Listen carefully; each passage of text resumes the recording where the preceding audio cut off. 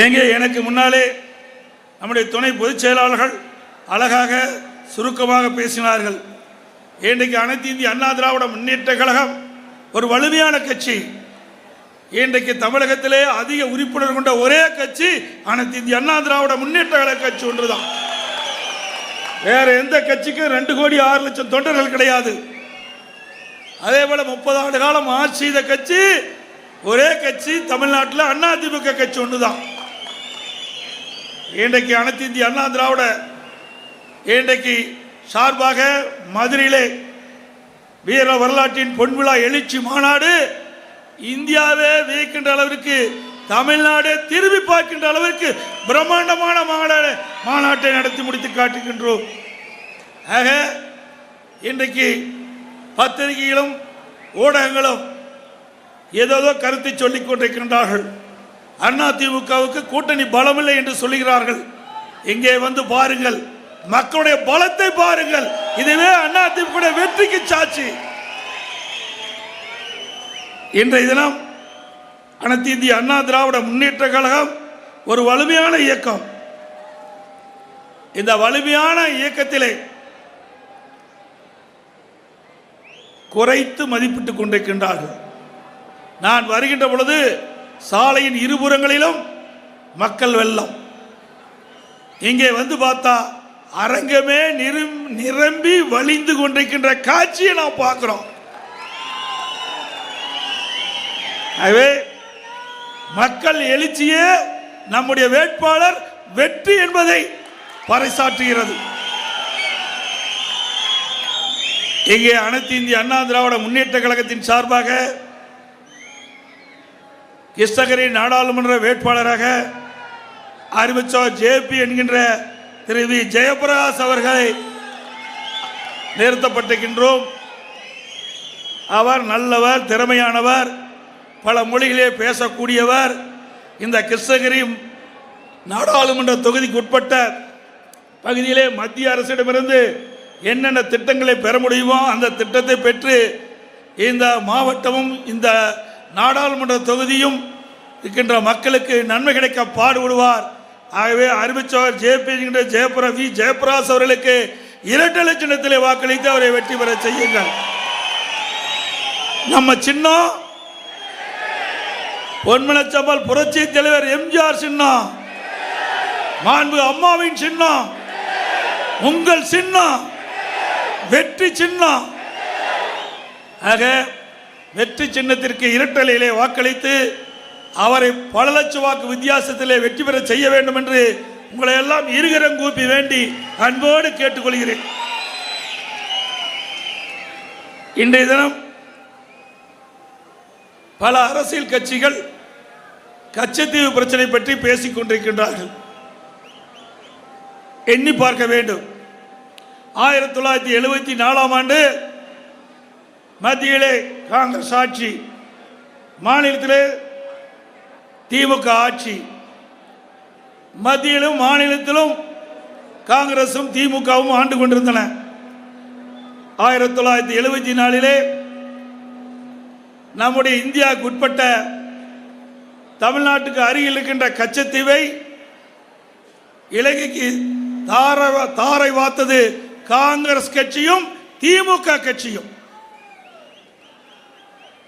ஆனால் அதை தடுத்து நிறுத்துவதற்கு நம்முடைய இதயம் புரட்சி தலைவி அம்மா அவர்கள் எவ்வளவோ முயற்சி செய்தார்கள். 2008ஆம் ஆண்டு இதயம் புரட்சி தலைவி அம்மா அவர்கள் கச்சத்தீவை மீட்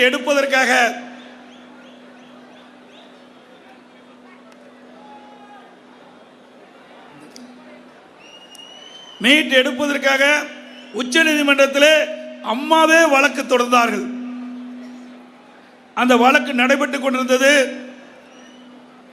அப்பொழுது மத்தியிலே காங்கிரஸ் ஆட்சி, தமிழகத்திலே திமுக ஆட்சி. அவர்கள் கண்டுகொள்ளவில்லை.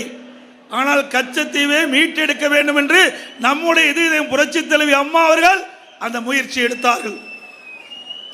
2011ஆம் ஆண்டு வருவாய்த்துறையின் மூலமாக அம்மா போட்ட வழக்கிலே அதை இணைக்கப்பட்டது. 2014 மத்தியிலே ஆட்சி மாற்றம் பாரதிய ஜனதா கட்சி ஆட்சிக்கு வந்தது. மாண்பு அம்மா அவர்கள் கச்சத்தீவை மீண்டும் தமிழ்நாட்டு இந்தியாவோடு இணைக்க வேண்டும் என்று பிரதமர் அவர்களுக்கு கடிதம் எழுதினார்கள். பிறகு பாரத பிரதமர் அவர்களை நேரிலே சந்தித்து கோரிக்கை வைத்தார்கள். கச்சத்தீவை மீண்டும் இந்தியாவுடன் இணைக்கப்பட வேண்டும், தமிழக மீனவர்கள் பாதிக்கப்படுகிறார்கள், அதை நிறைவேற்ற வேண்டும் என்று அம்மா அவர்கள் பிரதமரிடத்திலே கோரிக்கை வைத்தார்கள். ஆனால் மத்திய அரசு செவிசாய்க்கவில்லை. இப்பொழுது மத்தியிலே ஆட்சி செய்கின்றவர்களும் இங்கே இருக்கின்ற பாரதிய ஜனதா கட்சி தலைவர்களும் கச்சத்தீவை பற்றி பேசிக் கொண்டிருக்கின்றார்கள். அவர்களுக்கு பேசுவதற்கு என்ன இருக்கின்றது என்று தெரியவில்லை. 10 ஆண்டு காலமாக இது கிடப்பிலே போட்டுவிட்டு இதே புரட்சி தலைவி அம்மா அவர்கள் அன்றைய பாரத பிரதமர் திரு நரேந்திர மோடி அவர்களுக்கு கடிதம் எழுதியிருக்கிறார். அன்றைய பாரத பிரதமர் திரு மோடி அவர்களிடத்திலே நேரடியாக கச்சத்தீவை இந்தியாவுடன் இணைக்கப்பட வேண்டும் என்று கோரிக்கை வைக்கின்றார்கள். ஆனால் அதற்கு தீர்வு காணவில்லை. இன்றைக்கு அரசியல் சூழ்நிலையின் காரணமாக வருகின்ற தேர்தலிலே வாக்குகளை பெற வேண்டும் என்ற அடிப்படையிலே அரசியல் ஆதாயம் தேடுவதற்காக இன்றைக்கு கச்சத்தீவு பிரச்சனை எடுத்திருக்கின்றார்கள். உண்மையிலேயே கச்சத்தீவை மீட்டெடுப்பதற்கு போராடி கொண்டு இருந்த ஒரே கட்சி அனைத்து இந்திய அண்ணா திராவிட முன்னேற்ற கழக கட்சி. வேற எந்த கட்சிக்கும் இந்த தகுதி கிடையாது. உண்மையிலேயே நம்முடைய மீனவர்கள் பாதிக்கப்படுகிறார் என்று நன்றாக தெரியும். நம்முடைய மீனவர்கள் மீன் பிடிக்கின்ற பொழுது இலங்கை கடற்படையால் பல முறை கைது செய்யப்பட்டு நீதிமன்றத்திலே நிறுத்தி வைத்து அவர்களை சிறையிலே இலங்கை அரசாங்கம் சிறையிலே அடைத்தது. அப்பொழுதெல்லாம் இந்த மீனவர்கள் பற்றி கவலைப்படவில்லை, கச்சத்தீவை பற்றி மத்திய அரசு கவலைப்படவில்லை. இன்றைக்கு தேர்தல் வந்த காரணத்தினாலே அந்த மீனவருடைய வாக்குகளை பெற வேண்டும் என்ற ஒரே நோக்கத்தோடு அரசியல் ஆதாயம் தேடுவதற்காக இன்றைய தினம் கச்சத்தீவை பற்றி பேசிக் கொண்டிருக்கின்றார்கள்.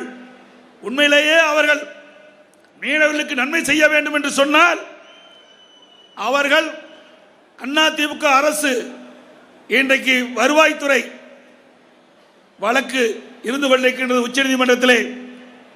அம்மா போட்ட வழக்கு, அம்மா மறைவுக்கு பிறகு அதிமுக அமைப்பு செயலாளர் திரு முன்னாள் அமைச்சர் நாங்கள் இணைத்திருக்கின்றோம், இடம்பெற்றிருக்கின்றார். அதற்கு பதில் மனு போட வேண்டும், அஃபிடவிட் போட வேண்டும். அந்த அஃபிடவிட்டிலே கச்சத்தீவை இலங்கையை தார பார்த்ததை மீண்டும் மறுபரிசீலனை செய்வோம் என்று அந்த அஃபிடவிட்டிலே போடுங்க. போட்டாவே நமக்கு கச்சத்தீவு இந்தியாவுடன் இணைக்கப்படும். நம்முடைய மீனவர்களுக்கு அங்கே வலைகளை உலர வைக்க, அங்கே மீனவர்கள் ஓய்வு எடுக்க, அந்த பகுதியிலே மீன் பிடிக்க ஒரு வாய்ப்பு கிடைக்கும். இனியாவது செய்யுங்கள், பார்க்கலாம். 10 ஆண்டு காலம் கழித்து விட்டு இதை கச்சத்தீவை பற்றியே எதுவும் பேசாமல் இப்பொழுது திடீர் என்று மீனவர்கள் மீது ஒரு கரிசனம் வந்து அக்கறை வந்து அவருடைய வாக்குகளை பெறுவதற்காக இன்றைக்கு பாரதிய ஜனதா கட்சி தலைவர்கள் இதை பற்றி பேசிக்கொண்டு இருப்பது வேடிக்கையாக இருக்கு என்பதை இந்த நேரத்தில் சுட்டிக்காட்ட விளைகின்றேன். இன்றைக்கு விடியா திமுக அரசு பொறுப்பேற்று 3 ஆண்டு காலம் ஆகிறது. இந்த 3 ஆண்டு காலத்தில் தமிழ்நாட்டு மக்களுக்கு என்ன நன்மை செய்திருக்கா என்பதை நீங்கள் எண்ணி பார்க்க வேண்டும். எந்த நன்மையும் செய்யவில்லை. இன்றைக்கு இவர்கள் ஆட்சி பொறுப்பேற்ற பிறகு சட்ட ஒழுங்கு அடியோடு சீர்குலைந்து விட்டது, சீர்கெட்டு விட்டது. எங்கே பார்த்தாலும் கொலை, கொள்ளை, திருட்டு, வழிப்பறிவு, பாலியல் வன்கொடுமை அன்றாட நடந்து கொண்டிருக்கின்ற செய்தியை ஊடகத்திலும் பத்திரிகையிலும் பார்க்கின்றோம். அதை தடுத்து நிறுத்த இந்த அரசுக்கு திறமை இல்ல. ஒரு பொம்மை முதலமைச்சர் தமிழகத்தை ஆண்டு கொண்டிருக்கின்றார். திறமையற்ற முதலமைச்சர் தமிழகத்தை ஆண்டு கொண்டிருக்கின்றார். அதனால் சட்ட ஒழுங்கை பாதுகாக்க முடியவில்லை. அதோடு போதைப் பொருள் விற்பனை எங்க பார்த்தாலும் தாராளமாக போதைப் பொருள் விற்பனை, கஞ்சா விற்பனை அமோகமாக நடந்துபெற்றுக் கொண்டிருக்கின்றது. இதனால படிக்கின்ற மாணவர்கள், கல்லூரி இளைஞர்கள் கடுமையாக பாதிக்கப்படுகிறார்கள். நாம் பெற்றெடுத்த குழந்தைகள் இந்த போதைப் பொருளுக்கு அடிமையாகி நம் கண் முன் சீரழிகின்ற காட்சி இந்த விடியா திமுக ஆட்சியிலே பார்க்கின்றோம். ஆக இந்த ஆட்சியை விரைவில் வீட்டுக்கு அனுப்புகின்ற நிலை வந்துவிட்டது.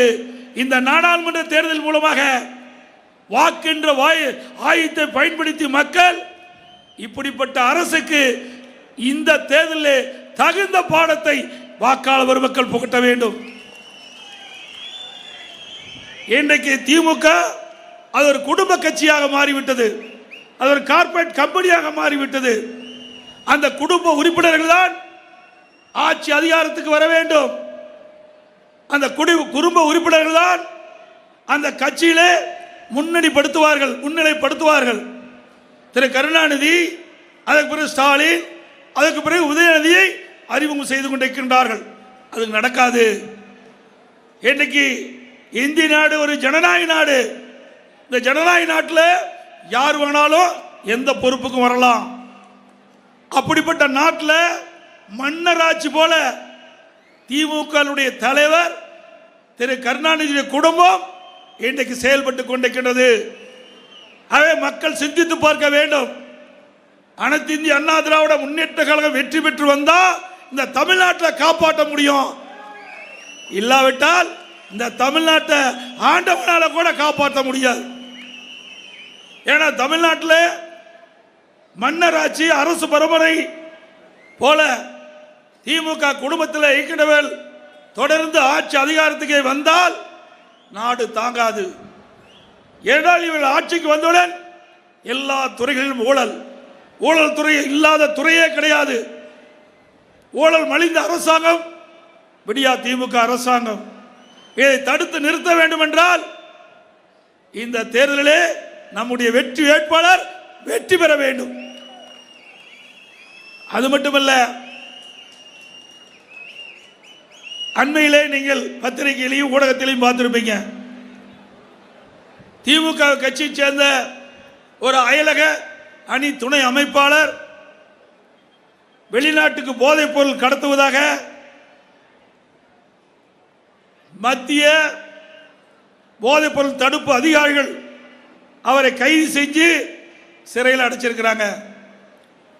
அந்த வெளிநாட்டுக்கு போதைப் பொருள் 2000 கோடி மதிப்புள்ள போதைப் பொருளை இன்றைய தினம் அவர்கள் கண்டுபிடித்திருக்கின்றார்கள்.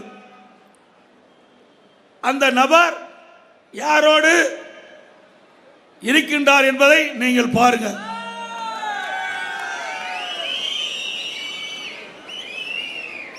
யாரோடு இருக்கிறாங்க சொல்லுங்க, பேச மாட்டேங்கிறீங்க. இது யாரோடு இருக்கிறாங்க? நல்ல சவுண்டா பேசுங்க தம்பி. ஆக இப்படி இருக்கின்ற பொழுது போதைப் பொருள் எப்படி ஒழிக்க முடியும்? திமுக கட்சி நிர்வாகிகளே இந்த போதைப் பொருள் விற்பனைக்கு அயல் நாட்டுக்கு கடத்துவதற்கு இருக்கின்ற பொழுது எப்படி போதைப் பொருளை தடுக்க முடியும்? இன்றைக்கு இந்த போதைப் பொருள் கடத்துகின்ற நபர்கள் உயர்ந்த பதவி இருப்பதோடு புகைப்படம் எடுக்கின்றார்கள், நெருக்கமாக இருக்கின்றார்கள், உயர் காவல்துறை அதிகாரத்திலே நெருக்கமாக இருக்கின்றார்கள். அப்படி இருக்கின்ற பொழுது அவர்களை யார் போய் நெருங்க முடியும்?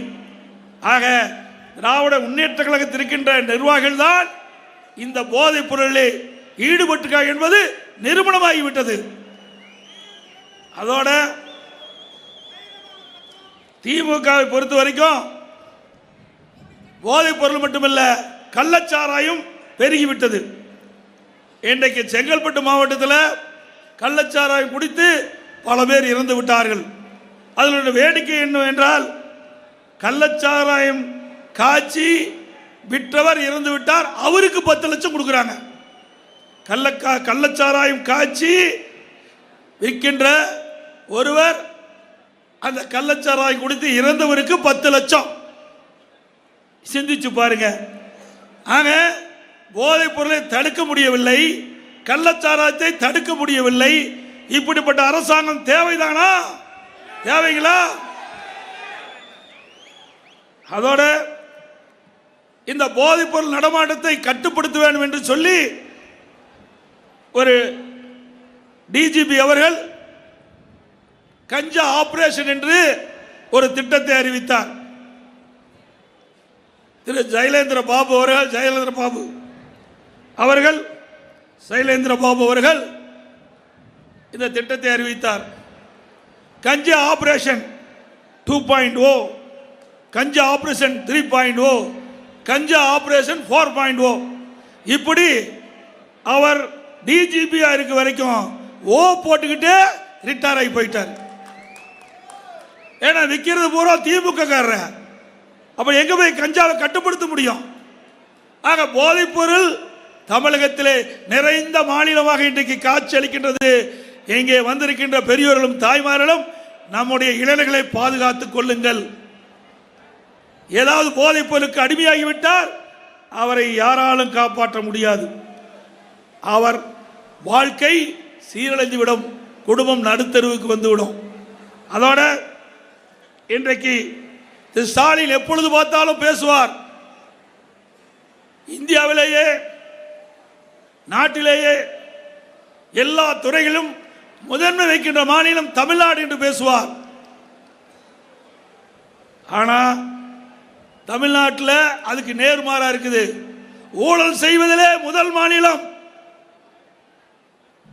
கஞ்சா விற்பதிலே போதைப் பொருள் விற்பதிலே முதல் மாநிலம், இந்தியாவிலேயே கடன் வாங்குவதிலே முதல் மாநிலம் தமிழ்நாடு.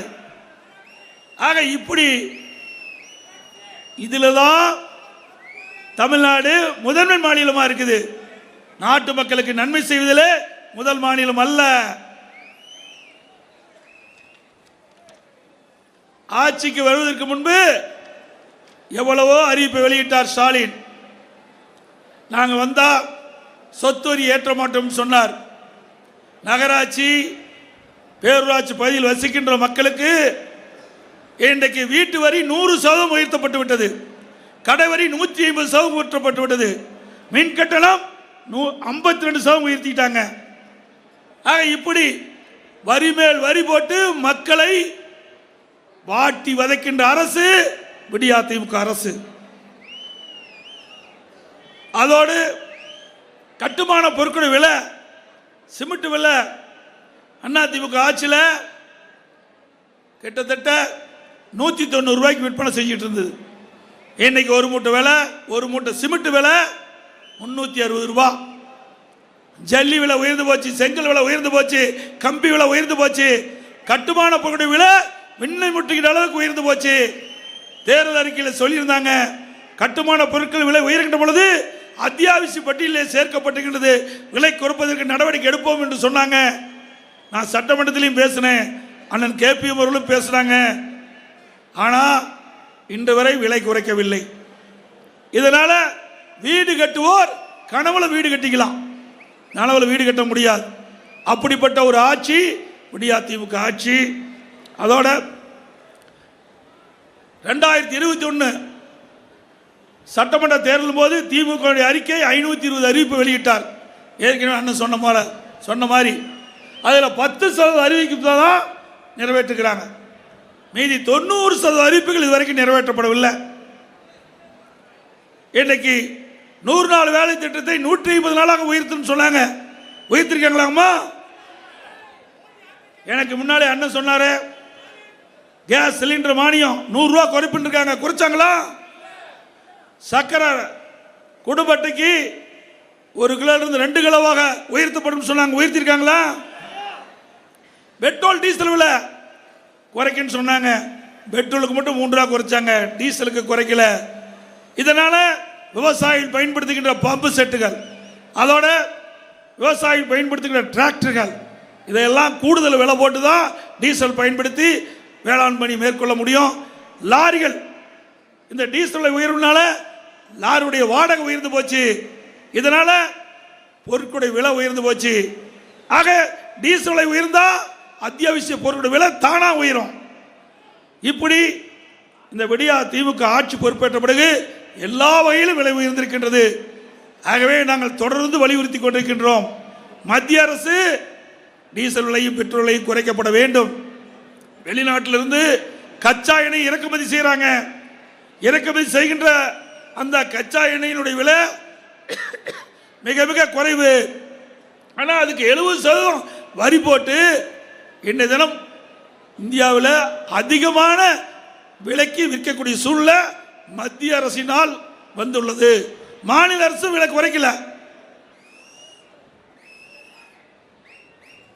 மாநில அரசை பொறுத்த வரைக்கும் அவர்களும் வரி போடுறாங்க. அந்த வரி குறைச்சா ஒரு டீசல் விலை குறையலாம். அண்டை மாநிலம் ஆந்திரா, பாண்டிச்சேரி 1 லிட்டருக்கு 8 ரூபா குறைச்சிருக்கிறாங்க. ஆனால் தமிழ்நாடு முதலமைச்சர் தேர்தல் நேரத்தில் கொடுக்கப்பட்ட வாக்குறுதியை நிறைவேற்ற மறுக்கிறார். டீசல் விலை குறைச்சா அத்தியாவசிய பொருள் விலை குறையும், உணவுப் பொருட்களுடைய விலை குறையும். அதையும் செய்யாத முதலமைச்சர் விடியா திமுக முதலமைச்சர். அதோட எங்க பார்த்தாலும் நீட் தேர்வு ரத்து ரத்துன்னு எப்பொழுதும் சொல்லிக் கொண்டிருக்கின்றார். நீட் தேர்வை கொண்டு வந்தது மத்தியிலே ஆண்ட காங்கிரஸ் ஆட்சியும் மத்தியிலே அமைச்சரவையில் இருந்த திமுக தான். 2010 December 21 medical council of India gazette notification போட்டாங்க. அப்பொழுதுதான் நீட் தேர்வு வந்தது. நீட் தேர்வை கொண்டு வந்தது காங்கிரசும் திமுகவும். அதை தடுத்து நிறுத்த முயற்சி செஞ்சது அண்ணா திமுக. இன்றைய தினம் என்ன? நீட் தேர்வு ரத்து செய்வதற்காக ஒரு போராட்டத்தை நடத்தி கொண்டிருக்கின்றார்கள். மக்களை ஏமாற்று வேலை. அதோடு தேர்தல் நேரத்திலே திரு ஸ்டாலின் தேர்தல் அறிக்கையிலே குறிப்பிட்டிருக்கின்றார், திமுக ஆட்சிக்கு வந்தவுடன் முதல் கையெழுத்து நீட் தேர்வு ரத்து செய்யப்படும். 3 ஆண்டு காலம் ஆகிவிட்டது, ரத்து செய்யல. திரு உதயநிதி ஸ்டாலின் பேசுகிறார், நீட் தேர்வை ரத்து செய்வதற்கு எங்களிடத்தில் ரகசியம் இருக்கு என்று சொல்கிறார். இதுவரைக்கும் ரகசியத்தை வெளிப்படுத்தவே இல்லை. ஆக மக்களை தந்திரமாக ஏமாற்றுகின்ற ஒரே கட்சி திமுக கட்சி. ஆனா அண்ணா திமுக அப்படி அல்ல. கொடுக்கப்பட்ட வாக்குறுதி முழுவதும் நிறைவேற்றுகின்ற ஒரே கட்சி, ஒரே அரசாங்கம் அண்ணா திமுக அரசாங்கம் ஒன்றுதான். இந்த பகுதி வேளாண் பகுதி, தொழிற்சாலை நிறைந்த பகுதி, வேளாண் பெருமக்கள் நிறைந்த பகுதி, தொழிற்சாலை நிறைந்த பகுதி. ஆக இரண்டிலுமே அண்ணா திமுக அரசு அதிகமாக கவனம் செலுத்துது. வேளாண் பெருமக்கள் அவர்களுக்கு தேவையான வருமானத்தை ஈட்ட வேண்டும், அதற்கு உண்டான நடவடிக்கை. வேளாண் தொழிலாளிகளுக்கு தேவையான திட்டங்கள் கொடுப்பது. அதே போல தொழிற்சாலைகள், புதிய புதிய தொழிற்சாலைகள் தமிழகத்துக்கு வர வேண்டும், படித்தவர்களுக்கு வேலைவாய்ப்பு கிடைக்க வேண்டும், அதிலே முழு கவனம். ஆக இரண்டிலுமே இந்த மாவட்டத்திற்கு தனி கவனம் செலுத்திய அரசாங்கம் அண்ணா திமுக அரசாங்கம், அண்ணா திமுக கட்சி. புரட்சி தலைவி அம்மா இருக்கின்ற பொழுது 2015 தொழில் முதலீட்டாளர் மாநாட்டை நடத்தினாங்க. 2,62,200,000 கோடி தொழில் முதலீட்டை ஈர்த்தாங்க. அம்மாவுடைய அரசு 2019 ஜனவரி மாதம் தொழில் முதலீட்டாளர் மாநாட்டை சென்னையில் நடத்தி சுமார் 3,05,000 கோடி தொழில் முதலீட்டை ஈர்த்து 304 தொழிலுக்கு புரிந்துணர்வு ஒப்பந்தம் போட்டோம். அண்ணா திமுக அரசு போட்ட புரிந்துணர்வு ஒப்பந்தம் தான் இப்போ அந்த பணியெல்லாம் நடந்துகிட்டு இருக்குது. இதனால பல லட்சம் இளைஞர்களுக்கு வேலைவாய்ப்பு கிடைக்குது. இது அண்ணா திமுக அரசுடைய சாதனை. இதே திமுக அரசும் தொழில் முதலீட்டாளர் மாநாட்டை நடத்தினாங்க. பல லட்சம் கோடிக்கு தொழில் முதலீட்டை ஈர்த்ததாக பத்திரிகை விளம்பரம். நாங்கள் வெள்ளை அறிக்கை கேட்டோம், தமிழ்நாட்டில் என்னென்ன புதிய தொழில் வருகிறது, அதனால் எவ்வளோ வேலைவாய்ப்பு கிடைக்கும் அப்படின்னு ஒரு வெள்ளை அறிக்கை கேட்டோம். இது வரைக்கும் வெளியிடவே இல்லை, அத்தனையும் பொய். அது மட்டும் இல்ல, திரு ஸ்டாலின் அண்மையிலே ஸ்பெயின் நாட்டுக்கு சென்றார் தொழில் முதலீட்டு ஈர்க்க. ஸ்பெயின் நாட்டிலேயே பொருளாதாரம் நலிவடைந்து இருக்குது. அங்க போய் தொழில் முதலீட்டாரை ஈர்க்கதாக சொல்லி நம்முடைய தமிழ்நாட்டில் இருக்கிற தொழிலதிபர்களை ஸ்பெயினுக்கு வரவழைத்து அங்கே புரிந்துணர்வு ஒப்பந்தம் போட்ட முதலமைச்சர் தான் இன்றைய முதலமைச்சர் ஸ்டாலின். எப்படியெல்லாம் மக்களை ஏமாத்துறாங்க பாருங்க. அதோட நெல்லுக்கும் கரும்புக்கும் ஆதார விலை கொடுப்புன்னு சொன்னாங்க. நெல்லுக்கு திமுக அரசு ஆட்சிக்கு வந்த குவிண்டாலுக்கு 2500 ரூபாய் கொடுக்குறாங்க, கொடுக்கல. கரும்புக்கு ஆதார விலை 4000 ரூபாய் கொடுக்குன்னு சொன்னாங்க, அதுவும் கொடுக்கல. ஆக அத்தனையுமே பொய்.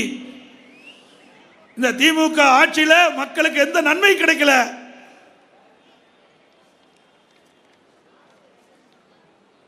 இன்றைய தினம் அனைத்து இந்திய அண்ணா திராவிட முன்னேற்ற கழக அரசு இருக்கின்ற பொழுது கிருஷ்ணகிரி மாவட்டத்திற்கு நிறைய திட்டங்களை நாங்கள் அறிவித்து கொண்டு வந்து நடைமுறைப்படுத்தியிருக்கிறோம். திரு ஸ்டாலின் தேர்தல் பிரச்சார கூட்டத்தில் பேசுகிறார். தருமபுரியில் திமுக வேட்பாளரை அறிமுகம் செய்து அந்த கூட்டத்தில் பேசுகின்ற பொழுது கடந்த 10 ஆண்டு காலம் அண்ணா திமுக ஆட்சி இருண்ட ஆட்சின்னு சொல்லியிருக்கிறார். திரு ஸ்டாலின் அவர்களே, கடந்த 10 ஆண்டு காலம் அண்ணா திமுக ஆட்சி ஒரு பொற்கால ஆட்சி என்பதை இந்த நேரத்திலே சுட்டி காட்டுகிறேன். நான் ஏற்கனவே பல கூட்டத்தில் பேசியிருக்கிறேன். எந்த அடிப்படையில் அண்ணா திமுக ஆட்சி இருண்ட ஆட்சின்னு சொல்றீங்க? 3 ஆண்டுல திரு ஸ்டாலின் முதலமைச்சராகி 3 ஆண்டுல என்னென்ன திட்டங்களை கொண்டு வந்தவர் என்று நீங்கள் பட்டியலிட்டு சொல்லுங்க. கடந்த 10 ஆண்டுகள் அனைத்து இந்திய அண்ணா திராவிட முன்னேற்ற கழக ஆட்சி நடைபெறும் பொழுது என்னென்ன திட்டங்களை நாங்கள் நாட்டு மக்களுக்கு கொண்டு வந்திருக்கின்றோம் என்பதை நாங்கள் பட்டியலிட்டு சொல்கிறோம். இதுவரைக்கும் பதிலே இல்லை. ஏன்னா அவருக்கு தெரிஞ்சா தானே சொல்றதுக்கு. ஆனால் அண்ணா திமுக ஆட்சியிலே இந்த மாவட்டத்தில் நடைபெற்ற பணிகள் சிலவற்றை இந்த நேரத்திலே சுட்டிக்காட்ட விளைகின்றேன். அம்மாவின் அரசு 2019ஆம் ஆண்டு மின்சார கொள்கை என்று உருவாக்கப்பட்டு இன்றைக்கு அந்த மின்சார கொள்கையின் மூலமாக இந்த மாவட்டத்திலே புதிய தொழில் தொடங்க அதிமுக அரசு நடவடிக்கை எடுக்கப்பட்டது. அதனால் ஒசூரில் எர்த்தர் எனர்ஜி நிறுவனம், போச்சம்பள்ளியில் ஓலா நிறுவனம் மின்சார இருசக்கர வாகன உற்பத்தியை அதிமுக அரசு அறிவிக்கப்பட்ட அந்த திட்டத்தின் மூலமாக இந்த தொழிற்சாலை வந்தது. அதிமுக அரசு பல ஆயிரம் பேருக்கு வேலை வாய்ப்பு கிடைக்குது. அதே போல இன்னைக்கு கிருஷ்ணகிரி பெங்களூர் தேசிய நெடுஞ்சாலை பிரம்மாண்டமான கட்டடம், நீங்க வரும்போது பார்த்துருப்பீங்க.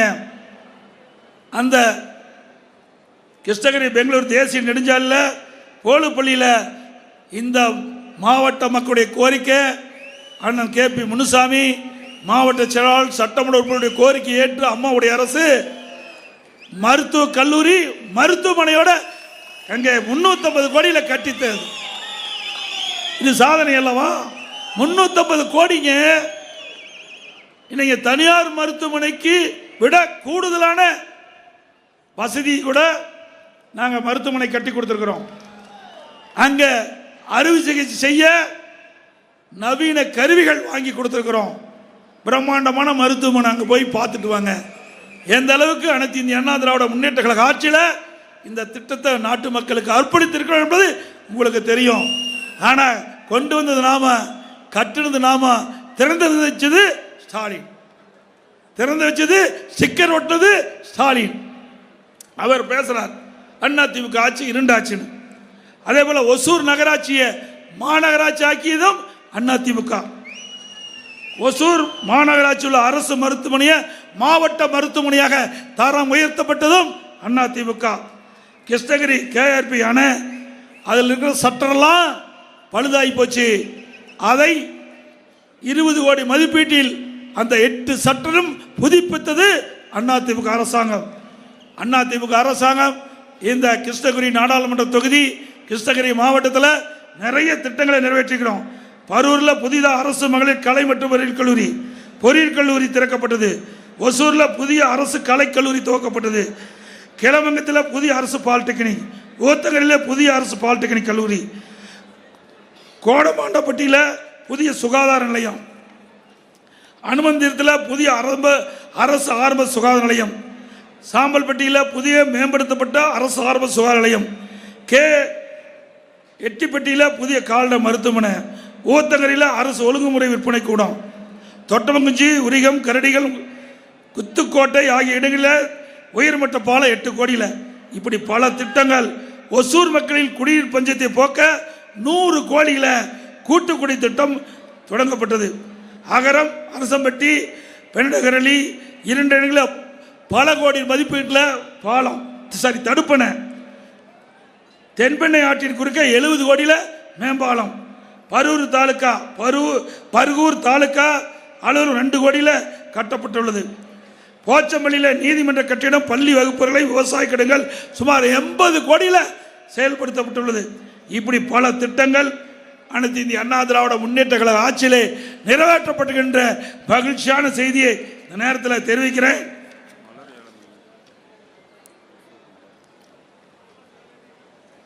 அதோட விவசாயிகள் நிறைந்த பகுதி, விவசாயிகள் உற்பத்தி செய்யப்படுகின்ற மலரெல்லாம் பெங்களூரில் கொண்டு போய் தான் விற்பனை செஞ்சுக்கிட்டு இருந்தீங்க. விவசாயியுடைய கோரிக்கை, அண்ணன் கேபியுடைய கோரிக்கை, சட்டமுடைய கோரிக்கை ஏற்று அம்மாவுடைய அரசு இங்கே ஒசூரில் சர்வதேச ஏழை மையத்தை 21 கோடியில் கட்டி இன்னும் திறக்கவே இல்லை. இதனால் ஆண்டுக்கு 2 கோடி மலர்கள் இங்கே விற்பனைக்கு வருது. இதனால் 10 கோடி ரூபாய் விவசாயிகள் நஷ்டத்துக்கு ஆளாகிறாங்க. ஒரு மலருக்கு 5 ரூபாய் இழப்பு ஏற்படுகிறது. 2 கோடி மலருக்கு 10 கோடி ரூபாய் விவசாயிகள் நஷ்டம் பெறுகிறார்கள் என்பதையும் நேரத்தில் தெரிவிக்க விரும்புகின்றேன். இதனால் இனியாவது விடியா திமுக அரசு அரசியல் காழ்ப்புணர்ச்சியை மறந்து அந்த சர்வதேச மலர் ஏல மையத்தை கட்டடத்தை திறந்து விவசாயிகள் பயன்பாட்டுக்கு கொண்டு வர வேண்டும் என்று அன்போடு இந்த நேரத்தில் கேட்டுக்கிறேன்.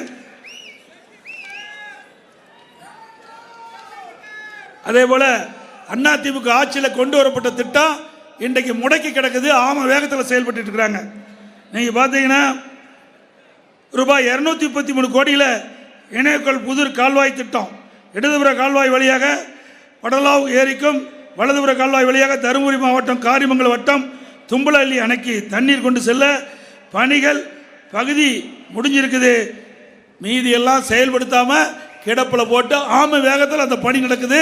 அண்ணா திமுக ஆட்சியில் கொண்டு வந்த திட்டம் என்பதற்காக விவசாயிகள் பாதிக்கக்கூடிய அளவிற்கு இந்த திட்டத்தை முடக்கின்ற அரசு திமுக அரசு. 220 கோடி ரூபாய் மதிப்பீட்டில் பேரண்டப்பள்ளி முதல் ஜூஜுவாடி வரை 18 கிலோமீட்டர் நீளத்திற்கு வெளிவிட்ட சாலை ரிங் ரோடு அமைக்கும் பணி அண்ணா திமுக ஆட்சியில் கொண்டு வந்து நடந்துகிட்டு இருக்குது. ஒசூர் ராயப்பட்ட சாலை முதல் இஎஸ்ஐ மருத்துவமனை வரை ரிங் ரோடு அகலப்படுத்தும் பணி இன்றைக்கு நடைபெற்று வருகிறது. மாடல் சிட்டி திட்டத்தின் கீழ் 30 கோடி மதிப்பீட்டில் மாநகராட்சி உள்ள ராமநாயக்கன் ஏரி மற்றும் கர்னூர் ஏரிகளை அழகுபடுத்தி மக்களுடைய பயன்பாட்டுக்கு கொண்டு வராமல் மெத்தனமாக இந்த அரசு செயல்பட்டு கொண்டிருக்கின்ற செய்தி நேரத்தில் சொல்லி, அது மட்டுமல்ல அண்ணா திமுக அரசு இருக்கின்ற பொழுதே நம்முடைய கர்நாடகத்திலிருந்து ஒசூர் வரை மெட்ரோ ரயில் திட்டத்தை கொண்டு வருவதற்கு முயற்சி எடுத்தோம். ஆட்சி மாற்றம் ஏற்பட்டது. இந்த விடியா திமுக அரசு கிடப்பில் போட்டிருக்குது.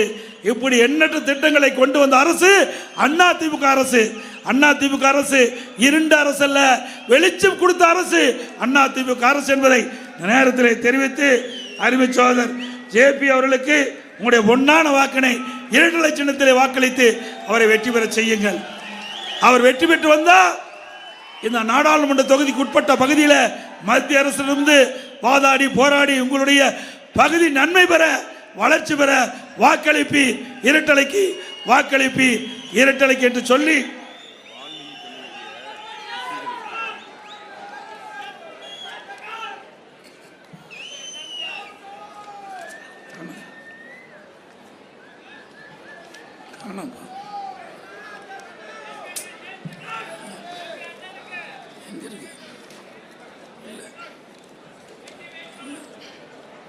அதே போல அனைத்து இந்திய அண்ணா திராவிட முன்னேற்ற அரசு இருக்கின்ற போது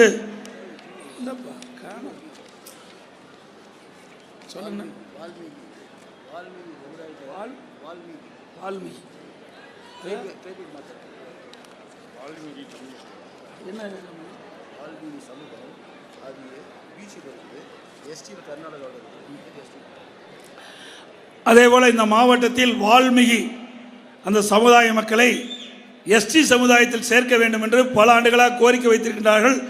அதுவும் அனைத்து இந்திய அண்ணா திராவிட முன்னேற்ற கழக வெற்றி வேட்பாளர் வெற்றி பெற்று மத்திய அரசிடம் தெரிவிக்கப்பட்டு அண்ணா திமுக ஆட்சி மலர்ந்தவுடன் அவருடைய கோரிக்கையும் நிறைவேற்றப்படும் என்ற செய்தியை சொல்லி இங்கே பிரம்மாண்டமாக இந்த அரங்கே நிரம்பி வழிகக்கூடிய அளவிற்கு இன்றைக்கு கழக நிர்வாகிகள், தொண்டர்கள், பொதுமக்கள், வாக்காளர் மக்கள் இன்றைக்கு காட்சி அளித்தது நம்முடைய வெற்றி வேட்பாளர் வெற்றி பெற்றார் என்பதை உறுதி செய்யப்பட்டது என்ற இந்த நேரத்தில் தெரிவித்து, தமிழர் உரிமை மீட்போம், தமிழ்நாடு காப்போம். தமிழர் உரிமை மீட்போம், தமிழ்நாடு காப்போம். நான் சொல்றத உரக்கத்த குரல் சொல்ல வேணும். ஒற்றை விரலால் ஓங்கி அடிப்போம், ஒற்றை விரலால் ஓங்கி அடிப்போம், ஒற்றை விரலால் ஓங்கி அடிப்போம். வாக்களிப்போம் இரட்டலைக்கு, வாக்களிப்போம் இரட்டலைக்கு. நன்றி, வணக்கம்.